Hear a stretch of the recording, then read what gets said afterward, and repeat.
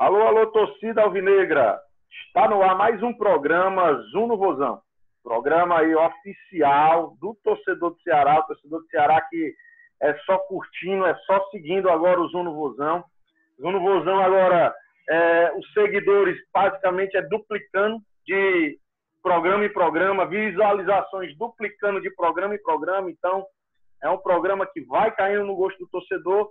E a gente aqui, claro, tentando sempre melhorar esse programa para deixar cada vez mais atrativo para o torcedor alvinegro.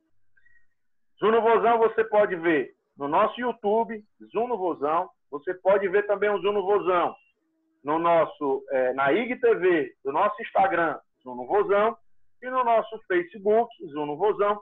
Todos eles vão passar sempre os nossos programas. Então, vai lá, curte, dá o joinha e dá a curtida lá nos nossos programas, que você vai estar sempre, ativa lá o sininho no YouTube, que você vai estar sempre lá recebendo de primeira mão o nosso programa assim que ele estiver no ar. Pessoal, hoje, Vozão classificado para a semifinal da Copa do Nordeste. Passamos mais uma vez pelo nosso vice, né? O nosso vice-Vitória. Passamos pelo Vitória, aquele time que a gente 4 vezes seguidas conseguimos passar dele na Copa do Nordeste. Até parece assim, a gente dizer assim, quem é o maior campeão da Copa do Nordeste? O Vitória.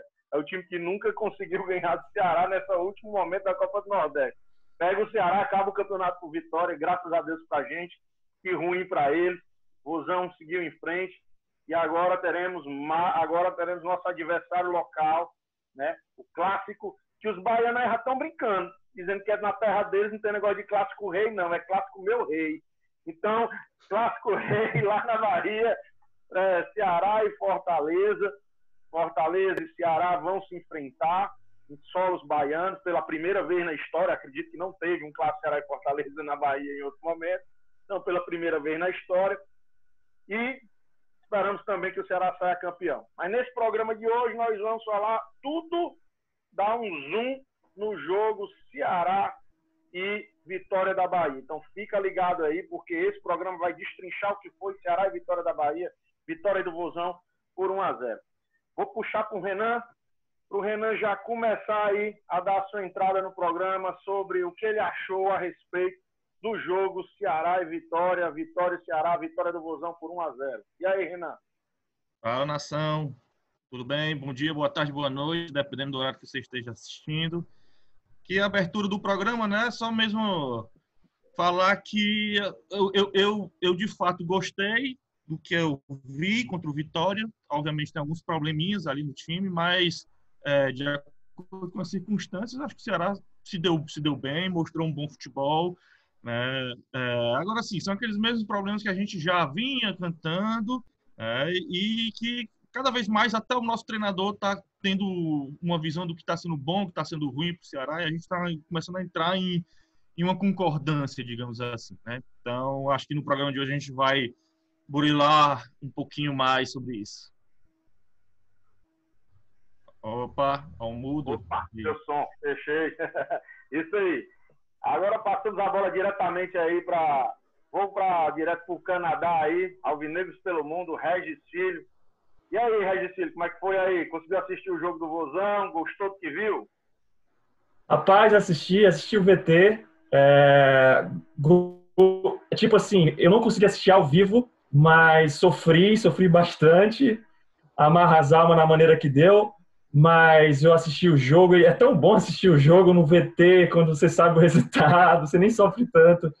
Mas, enfim, gente, felizíssimo com a vitória, alívio, né? E a gente vendo o Ceará agora incorporando para o jogo mais importante do ano, entendeu? Próximo jogo, meu amigo, vai ser o jogo.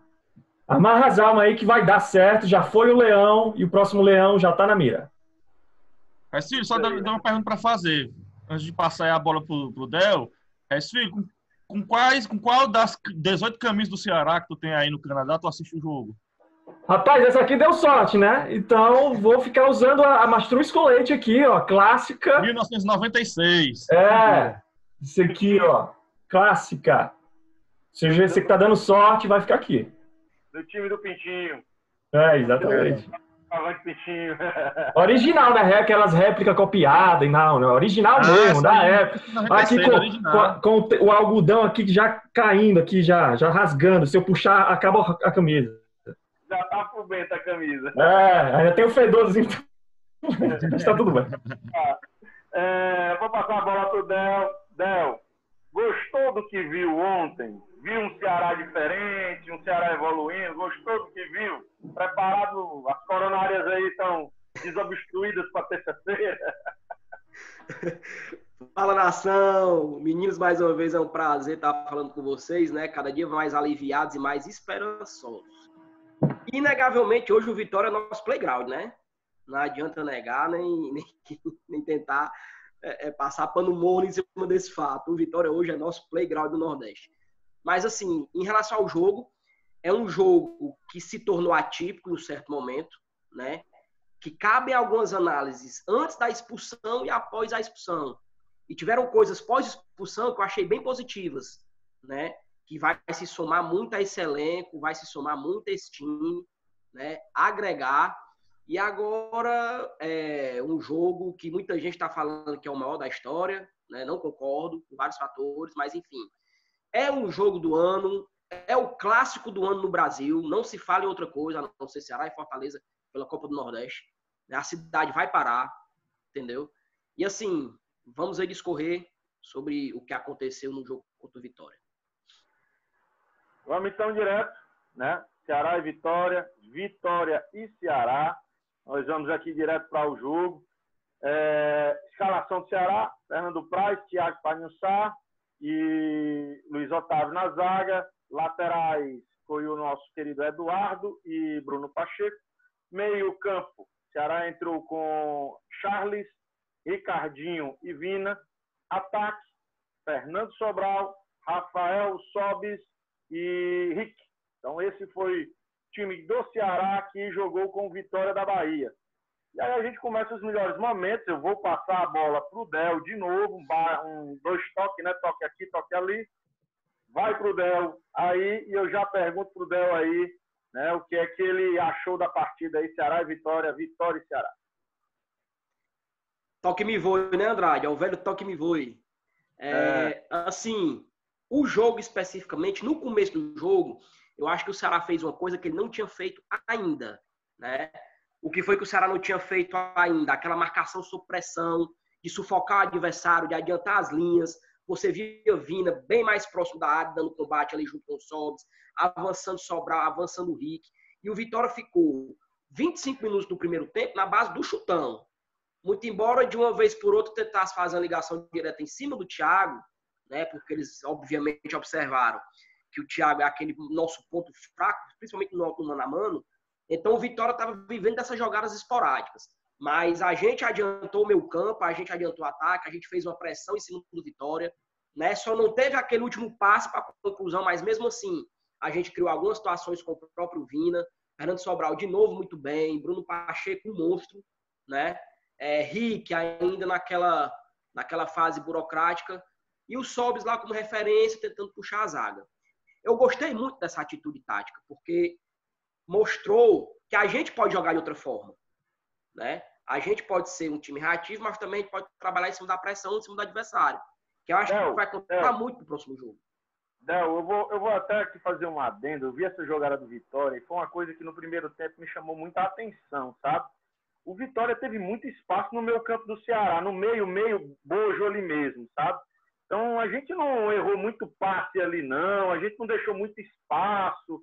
Eu acho que por certo momento ali a gente precisava de alguém às vezes parar a jogada, que a gente não conseguia. Você não achou isso não? Exatamente, porque assim, até os 25 minutos a gente estava nesse sufoco, o Vitória estava meio atônito, meio atarantado. Então foi que o Vitória manjou. Eu vou fazer essa jogada em cima do Thiago e vai adiantar o Rodrigo Andrade. Se você observar, o Rodrigo Andrade saiu daquele espaço que ele jogava no meio campo do círculo central e foi para o ataque do Vitória. Ele ficou fazendo a função que o Vina estava fazendo no Ceará. Então, a partir dos 25 minutos 30, o Vitória conseguiu se estabelecer e equilibrou o jogo, né? O nosso gol saiu no pênalti, mas o Vitória equilibrou a partida. E começou a se criar ali pelo nosso lado esquerdo, nosso lado direito, né? Lado esquerdo do Vitória, justamente em cima desse bolo. Ricardinho, Thiago Panussá e Samuel Xavier. A gente ficou muito desprotegido. Xavier ali. não, Eduardo. O Eduardo, perdão. E a gente ficou muito desprotegido ali, com o Alisson Farias caindo por ali, né? O Caicedo tentando fazer a aproximação por aquele espaço, aquele outro camisa 11 lá, que eu não me lembro o nome dele, também tentou muita jogada ali pela esquerda do Vitória. E o próprio Carleto também chegou tentando finalizar algumas bolas, inclusive uma delas foi na direção do gol e foi desviada e foi para o escanteio.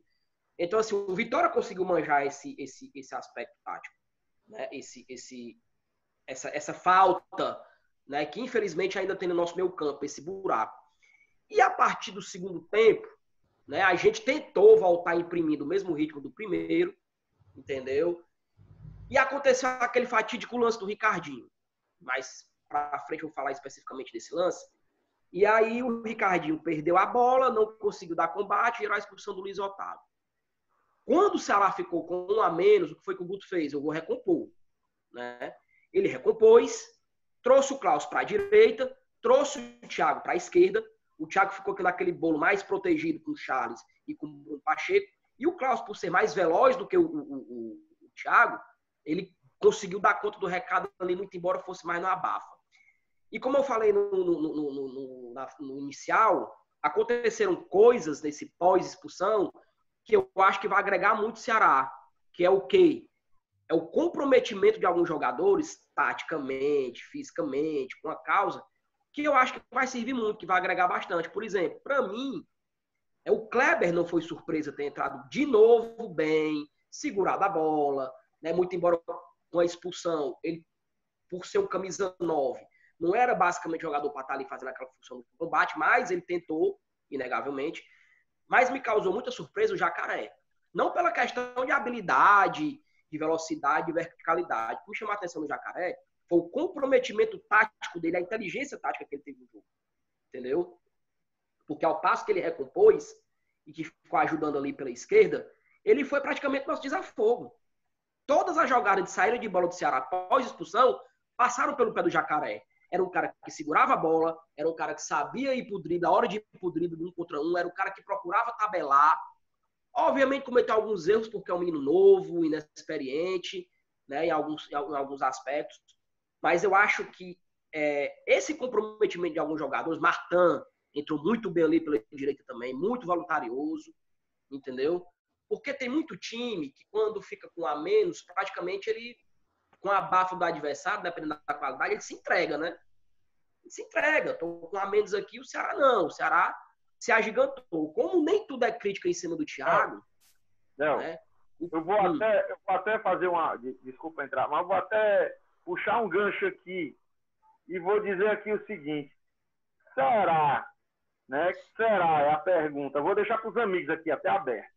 Será que o Guto não começa a entender um pouco o time do Ceará, não? Porque as alterações parece que deram um upgrade no time no segundo tempo, mesmo com um jogador a menos. Ele está começando a ler melhor o elenco. Ele está começando a ver jogador na posição que o jogador tem que estar, né? Sem aquela de... por exemplo, eu fiquei muito receoso ontem dele fazer o quê? Por exemplo, dele tirar o Fernando Sobral e colocar o Lima lá na ponta. Entendeu? Eu fiquei muito receoso dele repetir o Lima descansado, ver a boa fase, fiz aquele bom jogo contra o CRB. E aí eu fiquei com medo dele fazer isso. Mas o Guto, ele tá começando a entender melhor o elenco, ele tá começando a ler melhor as opções que ele tem, né? E aí, como eu falei, o Martin entrou muito bem ali pela direita, né? O Thiago se agigantou depois que ele passou para a esquerda, muito embora você saiba que o Thiago, quando o jogo teve em condições normais, temperatura e pressão, vitória com espaço ali pela esquerda, em alguns momentos do jogo, 1 contra 1, o Thiago deixou muito a desejar, mas como estava na abafa, na pressão, ele se sobressaiu, também é um ponto positivo, né? Então, assim, com certeza o Guto Ferreira está começando a entender o elenco, está começando a entender as peças que tem. Inegavelmente, taticamente, a gente vê uma evolução muito grande desse time, eu particularmente acho, né? Não que a evolução técnica venha sendo muito grande a cada jogo, eu acho que isso é uma coisa gradativa, Mas do aspecto tático, eu acho que a gente está começando a ver a mão do Guto Ferreira. A gente batia muito nessa tecla nos primeiros programas. Eu, basicamente, fiquei muito estarrecido com algumas atitudes que ele teve no Clássico, no jogo contra o CRB, enfim. Mas a gente fez um jogo inteligente no segundo tempo, depois da expulsão.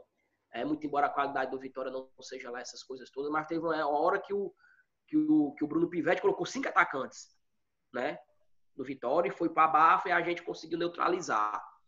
Mais uma grande partida do Bruno Pacheco, muito bom jogador ali pela esquerda. Fernando Sobral, e eu acho que aqui vai mais para frente uma análise mais focada no Sobral, também muito bem. Charles, né?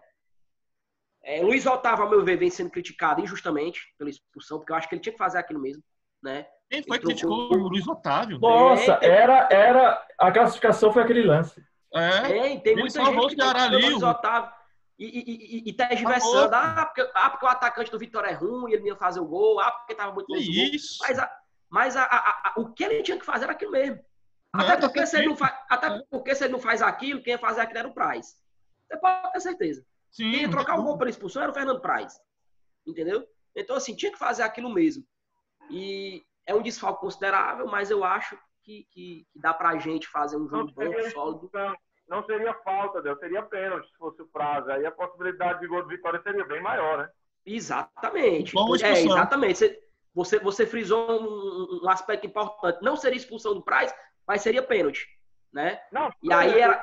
do Praz, pênalti, expulsão e pênalti. Um jogador a menos com um jogo empate, o Vitória com tudo para virar o jogo, e provavelmente a gente não estaria aqui falando de classificação do Ceará.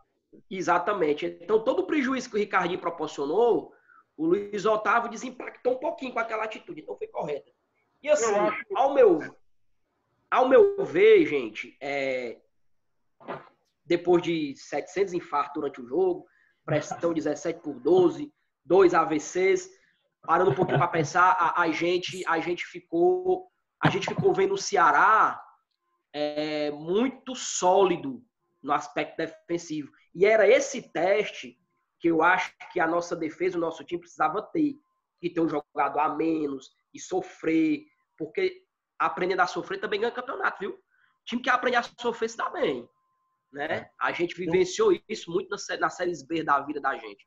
Eu só não concordo tanto com assim, digamos, vamos dizer melhor, né? Concordo com o Del, mas tem alguns aspectos do Ceará que ainda me deixam com o pezinho atrás. Não sei se é por eu ser um torcedor emocionado ou se eu estou falando com algum tipo de razão, se os colegas estiverem concordando comigo.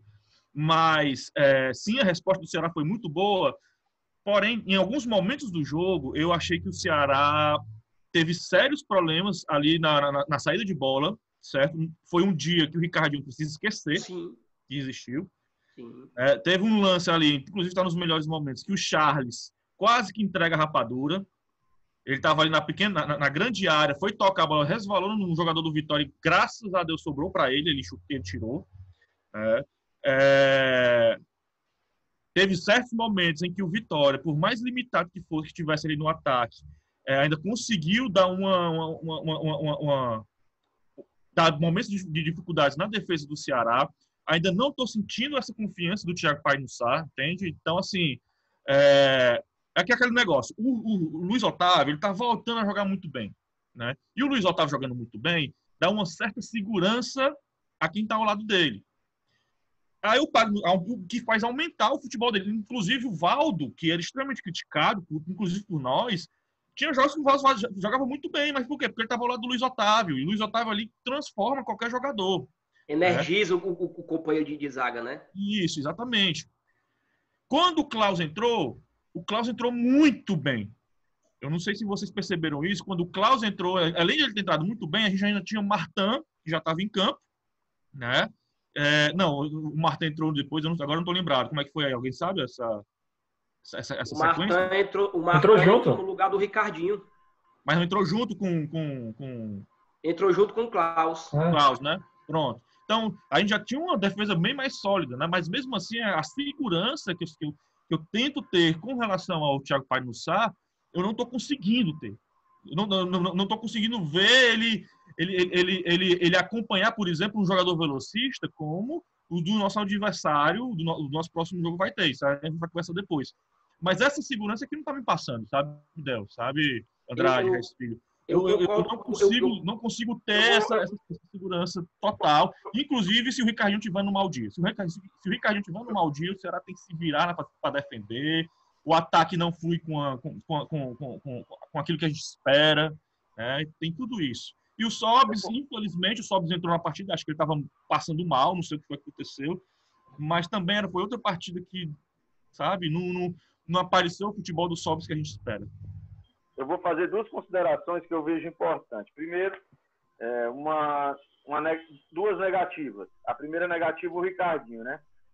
Dos 3 últimos confrontos, Ceará e Vitória pela Copa do Nordeste, eu acho que ele jogou os 3. E ele foi o melhor jogador nos 3. Né? Isso é um primeiro ponto, né? Então, assim, o bom é que ele jogou ruim esse jogo e a gente conseguiu vencer ainda, né? Então, esse é um ponto. O segundo ponto que eu vejo negativo é com relação ainda não é a inconsistência. Eu acho que o Ceará está oscilando muito no jogo. Eu assistir o jogo com o Renan ontem, no primeiro tempo eu até comentei isso. E no primeiro tempo me preocupou porque o Ceará não estava sabendo sofrer no primeiro tempo. O Vitória estava tendo muito espaço. O Vitória estava um time que estava tocando a bola com facilidade, até chegando com facilidade. E eu até dizia, é porque o time do Vitória na frente é muito inocente. É um time que ele não matava o jogo. Eu até disse, rapaz, isso aqui é um time de Série A mais experiente, esse jogo já estava 2-0, antes do Ceará fazer o gol. Pela facilidade falando Fortaleza, que o Vitória estava envolvendo a defesa do Ceará. No segundo tempo, ao que parece, a entrada do Klaus eu acho que deu uma organizada. Aí é que vem aquele ponto que eu sinto, que é o ponto de casamento. Eu sempre achei que o casamento Pagnuzá e Luiz Otávio não era um bom casamento. O Luiz Otávio ele gosta muito de jogar com um jogador de velocidade do lado dele. Ele gosta muito do jogador que se atira na bola. Então, o Valdo era assim. Então, assim, que dá o primeiro combate, né? Então, assim, o Pagnuzá parece ser aquele clássico zagueiro de sobra. O clássico zagueiro do 3-5-2 que joga mais na sobra. Então, eu acho que ele não casa muito bem com o Luiz Otávio por isso. E o Klaus, talvez, case muito bem, ou case até melhor com o Pagnuzá. Torcendo. Né? A gente vai torcer a mesma zaga. A Fortaleza pega 2 vezes essa zaga, né? Então, ele joga... Não, pegou o Brock. Perdão. Foi Brock. Mas ele pega o Klaus agora e o Pagnuzá. Então, a gente vamos torcer aí que ele consiga fazer um grande jogo. Ele vai precisar muito, né, desse casamento aí, que dê certo esse casamento aí. E aí, Andrade, e Renan, depois eu vou até querer saber do resto, você também concorda. E aí eu pego esses 2 motos de vocês em relação ao Thiago e falo o que eu noto em relação a ele. Ele é o tipo do zagueiro que ele reconhece a limitação dele. Pelo menos é o que eu acho. O Thiago é o tipo do zagueiro que ele reconhece a limitação dele. E você nota que quando ele vem para um espaço, para um lado do campo que é mais protegido, né? Porque o lado esquerdo do Ceará ele é mais protegido. Tem o Charles e tem o Pacheco. O Thiago, ele se desinibe. Ele fala assim, eu tô aqui bem protegido, então ficou até mais leve para jogar. E quando ele tá na direita ali, com o Samuel, ontem foi com o Eduardo e com o Ricardinho, que não tem tanta força defensiva, o Thiago fica vulnerável, entendeu? Ele fica praticamente entregue a 1 contra 1. E no 1 contra 1, infelizmente, todos os jogadores vão passar o Thiago, que tem velocidade. Né? Então, assim, como você bem frisou, Andrade, o Vitória demorou 30 minutos para ler isso aí. Entendeu? E quando leu, o Vitória começou a se criar por aquele espaço ali. E na Série A, os times não vão demorar 30 minutos para ler, não. Viu? Eles têm uma leitura de jogo, muito mais bem avançada. Então, pegando esses 2 modos de vocês aí, concordo com o que vocês falaram. Né? Mas eu acho que o Pagnuzá, ele se sente mais seguro. Quem é o jogador que não se sente mais seguro estando protegido? Lógico. Mas pela característica do Thiago, eu acho que ele aceita a limitação dele. Né? Até acho que ele está escalado do lado errado. Do lado direito. né? Tanto é que ele passou para o lado esquerdo e se ouve bem, muito embora tenha sido muito na base do abafa, né? Mas foi bem, entendeu?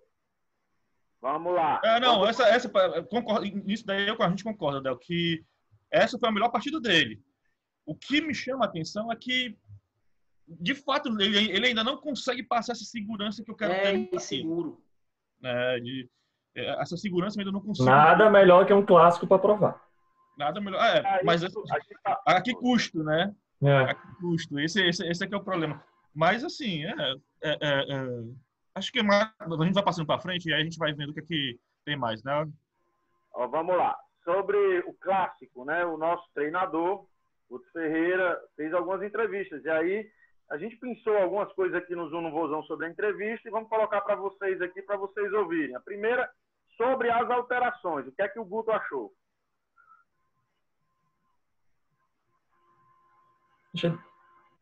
Tá sem áudio. Tá sem som, Andrade. Acho que o som só vai para você, Andrade. Ah, não. Não tá saindo. Não tá saindo o som aqui. Resume aí, Andrade.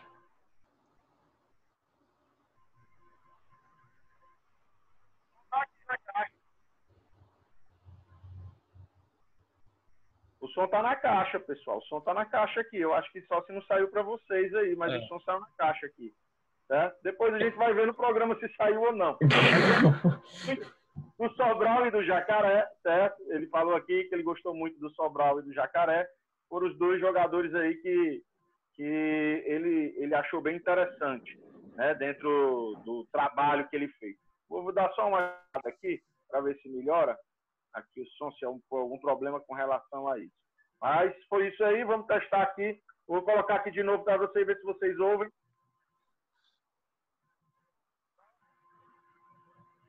Nada. Não. Não. Enfim, pare e aí a gente vai conversar. O que foi que ele falou? Ele falou bastante do Sobral e do Jacaré, que gostou muito das alterações que fez, né? E achou bem interessante essas alterações. Então, vocês concordam aí, seus amigos aí concordam que... as alterações não, as colocações dos dois, né? O funcionamento dos dois nas duas pontas. Então, eu vou passar aqui a pergunta para os amigos aqui, fica à vontade. Vocês gostaram dessa formação com Sobral e Jacaré de um lado e do outro? Eu acho que as alterações... O ponto positivo do Guto nesse jogo foi ele fazer exatamente a alteração que era preciso para o momento. Eu sei que as alterações que ele teve que fazer foi devido à contusão, à expulsão do Luiz Otávio, entendeu? Mas as escolhas dele foram certas. Por exemplo, quando o Delano falou que estava preocupado de o Lima entrar no lugar de um Sobral e perder aquela mobilidade, entendeu? Ele não fez isso, entendeu? Ele colocou logo após a expulsão do Luiz Otávio, o Martin e me esqueci quem foi que entrou junto com o Martin, o Klaus. O Klaus. Enfim, então foram coisas assertivas, até a própria entrada do Jacaré, a escolha do Jacaré como estreia no momento onde tinha que substituir ali o Rick, né, que se contundiu, e teve a mesma velocidade, teve mais energia. O Jacaré teve que aguentar o jogo inteiro, que era o primeiro jogo dele.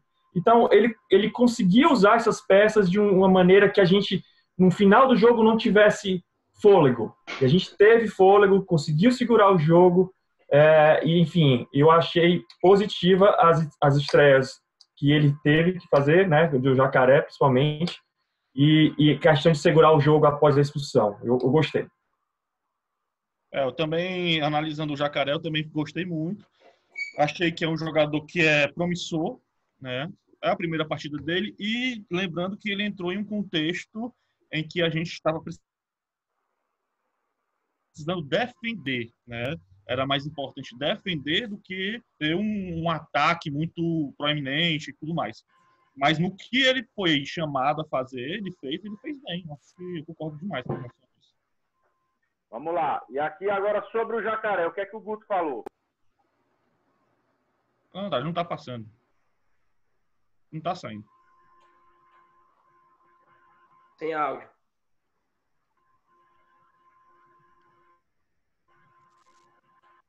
Guto parece o seu Barriga, né, do Chaves?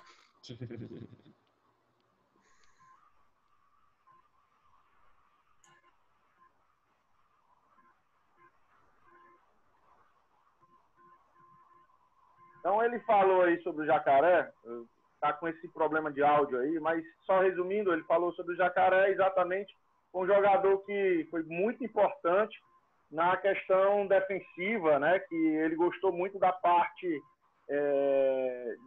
tática dele, né?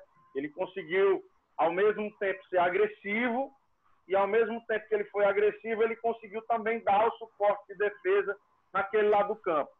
Né? E ele é responsável pela expulsão do jogador do Vitória, né? Para segurar o jogo no final, acabar os ânimos do Vitória. Ainda teve isso aí. Bom, exatamente. Então, vai lá, Del. Então, assim, como eu tinha falado do Jacaré, é um ponto positivo, né, que vai agregar durante o decorrer do ano. Porque é muito importante que nós tenhamos jogadores no elenco que, além de serem jogadores de qualidade, que desempenhem funções táticas em prol do time, né? A gente vai ser um time na Série A precisa ser um time na Série A muito reativo, porque embora muita gente não concorde quando eu toco nesse assunto, eu até tive um embate com algumas pessoas em relação a isso, que não defendem, que o Ceará tem que ser um time que jogue bola, tudo bem. Mas em 80% dos jogos da Série A, nós não vamos propor jogo. Entendeu? Isso é a verdade. Nós não vamos propor jogo, não adianta. Nós não vamos propor jogo contra o Palmeiras, contra o Flamengo, contra o São Paulo, contra o Santos, contra o Atlético Mineiro, contra o Grêmio, contra o Inter. Entendeu? Então a gente precisa de jogadores que ajudem nosso time a serem reativos. E o Jacaré, ele apareceu como esse jogador. Ele foi muito bem no ataque, ele foi melhor ainda na defesa, na recomposição, segurou muito bem a bola ali pela esquerda, né? Desafogou, o Jacaré fez a defesa do Ceará descansar durante aquela pressão, entendeu? Ele fez a nossa defesa descansar porque ele prendeu bem a bola ali, né? E aí, ao meu ver, é um jogador que se credencia. Ser titular agora, não sei. Ainda não sei. Não, mas eu também acho que não. Que não dá para ele ser titular agora, não. Mas é um jogador que dá boas perspectivas, né? Isso, interessante. Eu acho que hoje o Jacaré, em termos de ataque, em termos passa a ser a principal opção do banco, né? Até mais do que Lima, Bergson, enfim. E você percebe, né, que ele entra com a vontade, deu ao jogo da vida dele, né? Então é isso que faltava para o time do Ceará para dar aquele gás de segurar o jogo, né? Foi até aquele paralelo que a gente usou do Léo Chu, entendeu? O Léo Chu é o contrário, né? O Léo Chu, ele conseguiu... Pronto, é exatamente o oposto do Léo Chu. Eu até acho que o Guto Ferreira deve ter chegado para ele assim, pro Jacaré, porque o Jacaré entrou tão pilhado, não sei se você observar, ele entrou tão pilhado no jogo, tão pilhado, que alguém deve ter dito, calma, vamos com calma. Porque ele entrou assim a 200 por hora. E naquele ritmo ali ele ia morrer com 10 de segundo tempo, entendeu? Mas é um jogador que vai deixar a gente com boa perspectiva. E sobre o Sobral, o que é que o Guto falou?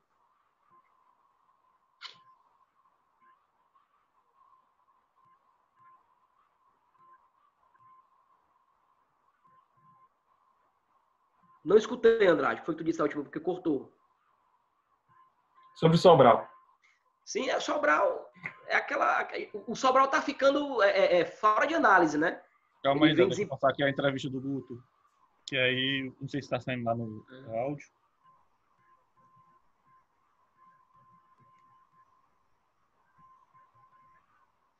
Então ele falou exatamente isso aí, pessoal. Sobral, jogador muito importante do desafogo, né?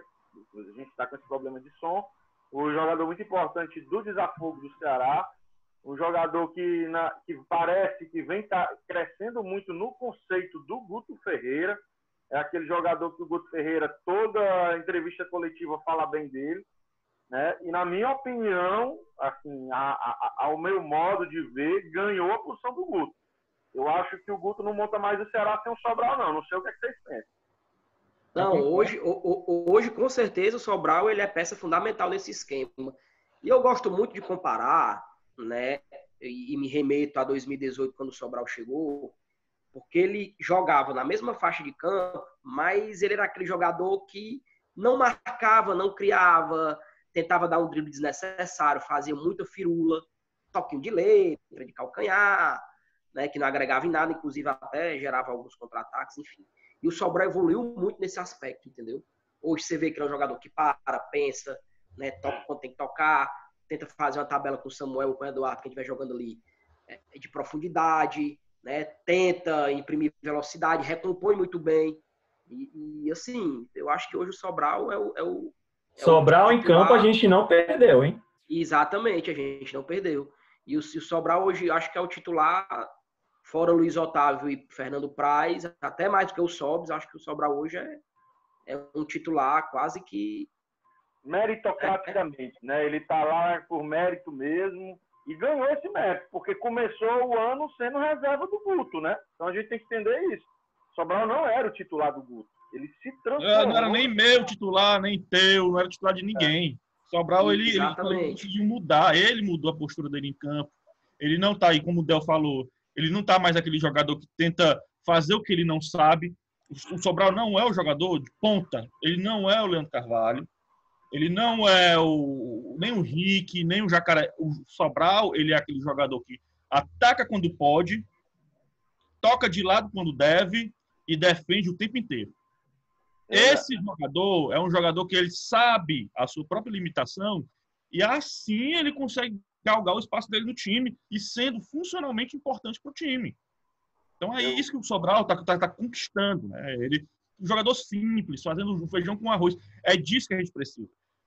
Sabe? A gente nesse momento, a gente precisa desse jogador que dê segurança na defesa do Ceará e que consiga sair com a relativa força para o ataque, com a relativa explosão para o ataque.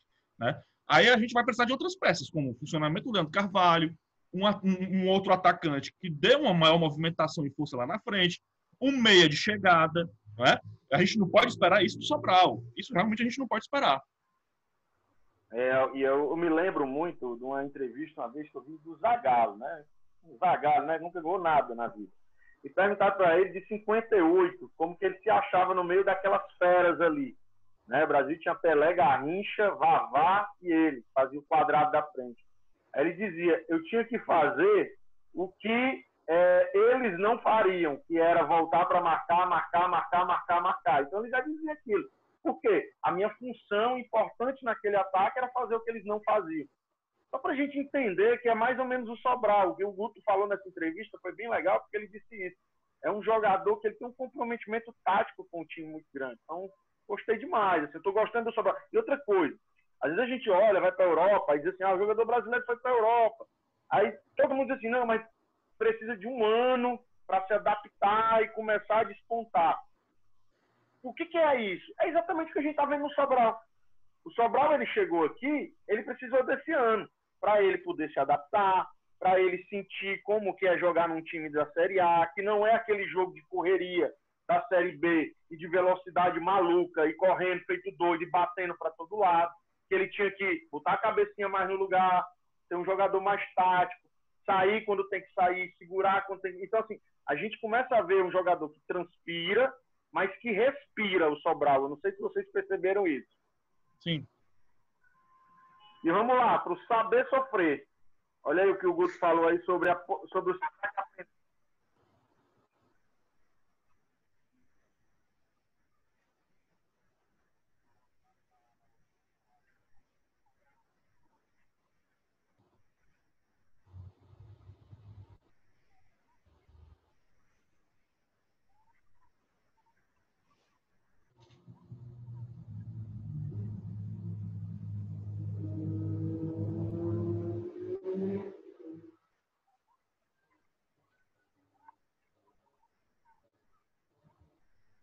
Então, ele falou exatamente isso, pessoal. O Guto falou aí, o Ceará aprendeu a sofrer. Eu não sei o que é que vocês acham com relação a isso, porque eu realmente percebi isso. No jogo com o CRB, a gente deu muito espaço, o primeiro tempo, mas o segundo tempo parece que, apesar de um a menos, o Ceará teve mais controle do jogo do que num primeiro tempo, onde o Vitória teve mais aceso para chegar no nosso gol. né? Será que essa mentalidade, é isso que eu digo, agora eu vou puxar também uma coisa que disseram, que foi a questão que o Guto falou quando saiu daqui, ia fazer bem esse tempo todo que o Ceará ia ficar na Bahia, justamente por conta disso, que ele disse que lá o time ia focar mais. Então, será que isso não fez bem ao Ceará? Esse foco, a Copa do Nordeste virou uma Copa mesmo, né? Virou aquele negócio que o time ficou realmente focado naquilo ali, no que vai ser o campeonato. Então, será que não tem um pouco disso aí, no saber sofrer, no foco e comprometimento dos jogadores? Vou deixar a pergunta no ar aqui. Saber sofrer é a principal característica para ser treinador de Ceará, torcedor, qualquer coisa envolvendo o Ceará. É saber sofrer. Para o nosso coração é bom. Porque a gente é acostumado com isso. E outra coisa, Série A, por exemplo, saber sofrer é um treinamento para o que vai acontecer numa Série A. É aguentar, segurar um resultado, e aguentar uma pressão, enfim. Tem que saber sofrer para conseguir passar por esses jogos difíceis. E próximo jogo tem que saber sofrer também. A gente, na verdade, eu até digo que o Ceará não só... nos últimos confrontos, dificilmente a gente viu o Ceará saber sofrer contra o Fortaleza. Até no jogo passado, onde o Ceará onde tecnicamente o Ceará foi bem inferior ao Fortaleza e taticamente, o Fortaleza realmente dominou a partida, a gente não soube sofrer, a gente não soube segurar um jogo, a gente não soube segurar uma pressão. A gente não soube jogar contra eles. A pressão. A gente não soube nem jogar contra eles. A gente não soube nem jogar, nem se portar em campo, nem saber sofrer realmente. Então, será que isso, talvez uma vitória dessas vezes, dá um ânimo novo aos jogadores nesse novo momento? Não sei o que é que os amigos pensam com relação a isso. Ajuda, né? Ajuda o time, o elenco a criar aquela casca, né?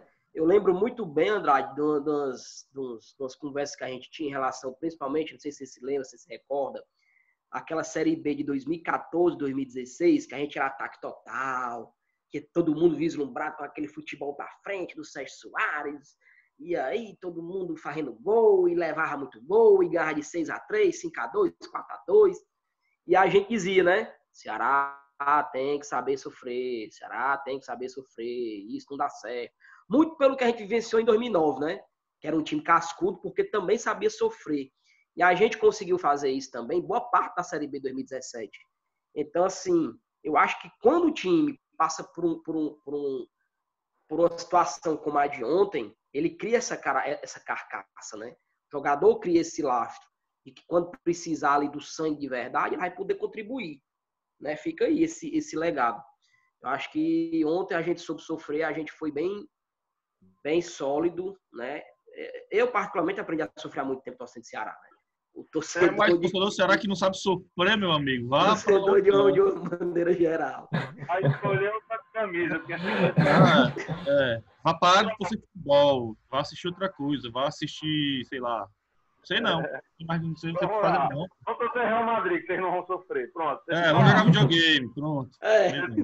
No nível Waze, no Waze. Isso. Vamos para avaliação, não é nota. Avaliação de vocês do elenco do Ceará Sporting Clube. Tá aí o elenco na tela. Vou começar com o Regicílio. E aí, Regicílio, como é que você viu o jogo depois com mais calma que a gente, com certeza? O que é que você precisa aí da sua avaliação dos nossos jogadores? Na defesa, em jogo inteiro, eu coloco o Bruno Pacheco ali setorizando, ajudando bastante a nossa zaga, mas um destaque muito forte para o Luiz Otávio, por ele ter feito aquela falta, porque ia resultar em gol, e pelo Fernando Braz também, pela defesa, que também aquela porrada do Carleto ali, meu irmão, ele sabia, vai ser aqui. Ele nem se mexeu, ficou assim, vai ser aqui. E foi exatamente nele. Então, uma coisa que a gente não falou muito, né? O Fernando Braz, ele, apesar de ser um goleiro de idade, mas ele ainda a experiência. O reflexo dele é muito apurado. Se ele não tem uma velocidade mais como de antigamente, uma explosão muscular como a de antigamente, o reflexo dele, quando a bola está perto dele, e vem rápida, ele consegue pegar, né? Você vê que nesse lance ele se adiantou bastante, porque ele sabia que ia ser porrada. E quanto mais à frente, menos ângulo, menos corpo ele teria que se deslocar. Entendeu? Então, foi muito boa a defesa. Para mim, foi a defesa do jogo. E o Fernando Braz também, destaque defensivo, junto com o Luiz Otávio pela falta e pela constância do Bruno Pacheco. No meio-campo, eu fico com o Vinícius como o setor criativo, que criava as melhores chances, fez o gol, provocou o pênalti. E no nosso ataque, assim, eu destaco mesmo o Jacaré, dando aquele trabalho, sufocando os zagueiros adversários, segurando a bola junto com o Kleber. Das pessoas que entraram, mas não destaco ninguém, mas cada um fez a sua função que era para ter sido feita, né? E um destaque pelo Guto Ferreira também, de conseguir ler o jogo, mesmo no primeiro tempo ele conseguiu colocar as peças boas. Olha, no aspecto defensivo, concordo com quase tudo que o Regis falou, inclusive no adendo dele sobre o Fernando Praz, mas é justamente aquele jogador, cara, que pode não estar enchendo os olhos nas atuações, né? Muito por conta de que não esteja realmente precisando muito. É um jogador que a gente sabe que vai estar lá para fazer o que ele fez, né? Então o Fernando Praz passa essa segurança pra gente. É um cara que cresce principalmente em jogo grande, em jogo decisivo, entendeu? Então, assim, é um ponto positivo da defesa. Luiz Otávio, né? Até enquanto foi expulso, se ouve muito bem. Bruno Pacheco, para mim, o melhor em campo. O Eduardo, muito embora no ataque ele tenha deixado um pouco a desejar, com cruzamentos equivocados, mas ele também foi bem ali no aspecto defensivo, né? Chegou um ponto que o Carleto deixou de se criar ali, e foi mais naquela base do abafo, do chutão para a área, enfim. Meio campo, destaque positivo, ao meu ver, é Fernando Sobral, né? O Vina, para mim, ontem, ele, até o momento de ser substituído, ele fez a melhor partida dele do Ceará, junto com aquele jogo contra o Bahia, na primeira fase, que ali também, para mim, foi o melhor jogo que o Vina fez. E ele saiu pé da vida na substituição, não foi com o treinador, foi pela situação. Que ele viu que estava jogando bem, aí como quem diz assim, porra, na hora que eu tô aqui jogando bem, na hora que eu tô, sabe, encaixado, acontece uma situação dessa, eu tenho que sair. Ele aceitou a alteração, ele não aceitou o momento do jogo, né? Então, o Vina, isso aí casa muito com o fato de ele ter se aproximado mais da área. O Vina hoje tá jogando bem mais próximo dos atacantes, né? Pode observar. Se sentindo à vontade, né? Uma coisa que ele não tinha com o Bachola. Isso. E muito embora tivesse aquela motivação eventual por ser o jogo contra o Vitória, que é um time que ele é acostumado a fazer gol, né? Chamado de carrasco lá na Bahia, do Vitória, enfim. E no ataque, o meu ponto positivo foi o Jacaré, né? O Jacaré foi o destaque positivo do ataque. O ataque a gente não pode cobrar muito depois que a gente fica com a menos, porque o ataque foi sacrificado para fazer uma função que não é inerente a ele. Mas o Rick, enquanto esteve em campo, não acrescentou muita coisa, né? O Sol saiu aí porque passou mal, se contundiu, e aí a gente perdeu aquela nossa força ofensiva, principalmente depois da expulsão. Mas no cômputo geral, o Jacaré foi meu destaque no ataque. O Kleber entrou bem para fazer uma função que para a circunstância de jogo, ele não era o mais indicado, mas ele entrou antes da expulsão. Eu vejo no Kleber um jogador muito útil. Eu volto a frisar que se o elenco, o Guto Ferreira, os jogadores souberem assimilar o estilo de jogo do Kleber, ele vai ser muito útil, muito importante. Vou ficar só com a parte negativa aqui, só vou pegar o negativo. Vai, né? Taca ali pau. Eu vou falar mais sobre... Na defesa, eu já tinha falado sobre o Thiago, né, que ainda falta me passar segurança, mas foi a melhor partida dele no campeonato. Aliás, desde que o Guto chegou, né. A primeira vez no ano que eu senti uma inconstância do Charles, mas mais porque eu acho que ele se preocupou muito com a expulsão do Luiz Otávio, mas eu achei o Charles um pouquinho inconstante, mas não fez uma má partida, isso de passagem, não fez uma partida, mas não era o Charles que eu vi em outros jogos. Inclusive dando alguns passes errados e tudo mais. Talvez ele tenha sentido o pior jogo do Ricardinho, entende? E isso talvez tenha afetado um pouco o Charles, um sobrepeso ali para ele, né? Para ele ter que fechar aquilo que o Ricardinho não estava conseguindo fazer. E o aspecto negativo mesmo é o Ricardinho, né? O Ricardinho realmente esse jogo foi para ele esquecer total. A gente sabe que ele vai ser titular no próximo jogo, né? Bem provável, na verdade. E espero que ele esqueça mesmo que foi o que aconteceu no jogo contra o Vitória e que ele volte a jogar bola, né? O Rick, eu não... Acho que foi muito próximo do que foi o jogo passado, mas um pouquinho melhor. Mas ainda assim, né? Falta... Eu achei que o Jacaré talvez seja um jogador com uma explosão maior que o do Rick. Mas assim, não vou sacrificar o cara, porque o cara se contundiu ali em um certo momento, né? E ele lutou enquanto pôde ali. Mas ainda assim, foi um pouquinho abaixo do que quando foi apresentado com o Ferroviário. Mas é isso. O resto eu concordo muito com os nossos colegas.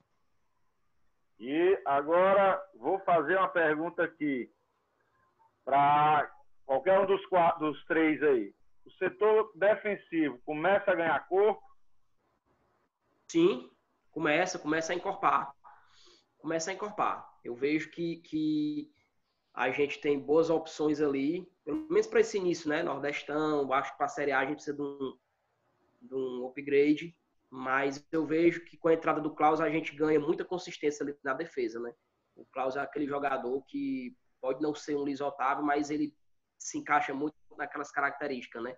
De um cara veloz, de um cara bom no jogo aéreo, tanto na defesa como no ataque. Né? Ao passo de que a gente perde muito com o Luiz Otávio fora do próximo jogo, a gente ganha um pouco de sobrevida com o Klaus, né? Passando o Thiago ali para a esquerda. E isso se a gente tiver um pouco mais de volância, né? E aí tem que remeter ao assunto do Ricardinho, que eu prefiro até falar mais na frente, porque é um ponto que eu quero tocar mais específico. Mas eu acredito que a nossa defesa precise ter um pouco mais de proteção. Até para dar aquilo que o Renan estava falando, a confiança do próprio atleta, né, Renan? O próprio atleta se sentir mais confiante, com dois volantes ali, que marquem, né, que os ajudem. Mas sim, a nossa defesa está ganhando consistência, sim.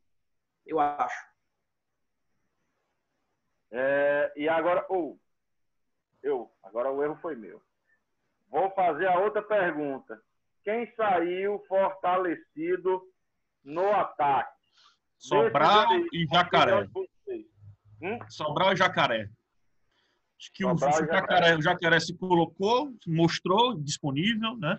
E o Sobral, eu acho que ele firmou-se.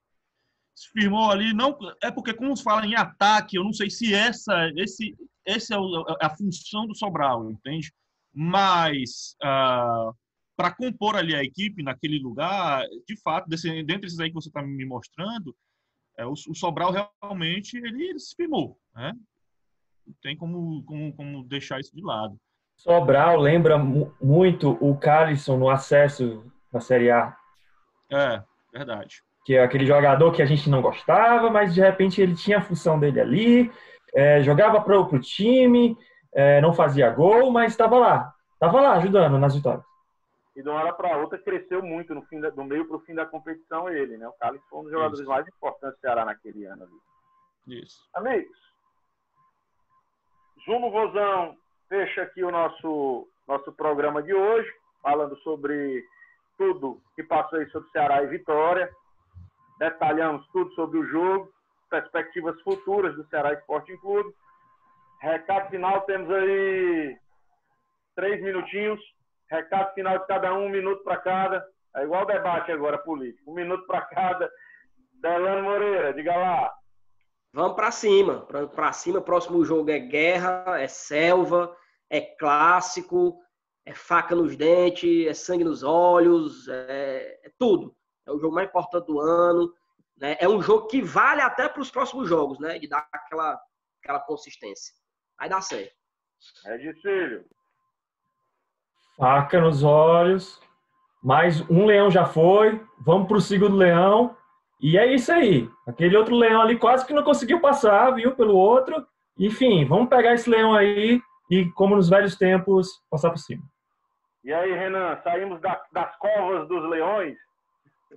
Adversários, sim, inimigos para sempre. E na jugular, não tem brincadeira. Nosso adversário maior tem que imobilizar, vai nas pernas, tem essa não. É isso, torcedor alvinegro. Fechamos mais um programa do Vozão. vai lá, notificações no sininho, marca lá no YouTube, segue, não esquece de seguir Zoom no Vozão, curtir, porque se você não curtir os vídeos, o próximo vídeo você não assiste, porque não aparece para você, só vai aparecer se você curtir. Então curte lá Zoom no Vozão lá no Facebook, curte Zoom no Vozão lá no Instagram e dá também o joinha de tudo que é jeito aí no nosso Zoom no Vozão. Abraço, torcedor alvinegro, nos encontramos no nosso próximo programa. E aí, vai ser programa bom, hein? Vai ser programa para falar de Clássico Rei. Então, prepara o coração que terça-feira tem Clássico Rei e o próximo programa vai falar tudo sobre isso aí. Forte abraço, torcedor alvinegro.